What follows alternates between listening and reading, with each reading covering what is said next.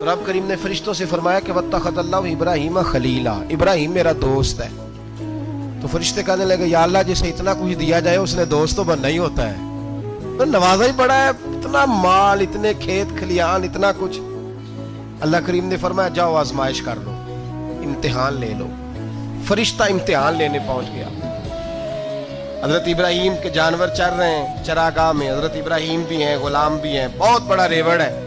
आप तशरीफ फरमाए। एक फरिश्ता आया तो खेत में छुप के बैठ गया और बुलंद आवाज से कहने लगा सुबहान अल्लाह वल्हम्दुलिल्लाह वला इलाहा इल्लल्लाह वल्लाह। ये तस्बीह बड़ी पसंद है, महबूब ने इनकी फजीलत बयान की।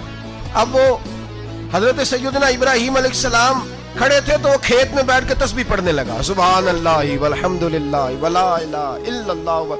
हजरत इब्राहिम कहने लगे ये मेरे रब का नाम कौन ले रहा है, बड़ी इसकी मीठी आवाज है, बड़ी कौन है। ढूंढने लगे, घूमते घूमते उसके पास चले गए। फरिश्ता इंसानी शक्ल में, तू मेरे रब का जिक्र कर रहा था? उसने कहा मैं ही कर रहा था। फरमाने लगे यार एक दफा फिर नहीं करता? तो कहने लगा इब्राहिम पहले तो मैं अपनी मर्जी से कर रहा था, तू कहता है तो पैसे लगेंगे, पैसे हैं तो कर देता हूं। हजरत इब्राहिम कहने लगे बोल तू क्या लेगा, मेरे अल्लाह का जिक्र सुनाने का क्या लेगा? कहने लगा जितनी बकरियां आप चरा रहे हैं सारी दे दे तो मैं अल्लाह का जिक्र सुना देता हूं। और आपने फरमाया बस जा तेरी सारी हुई, मेरे रब का जिक्र सुनाओ।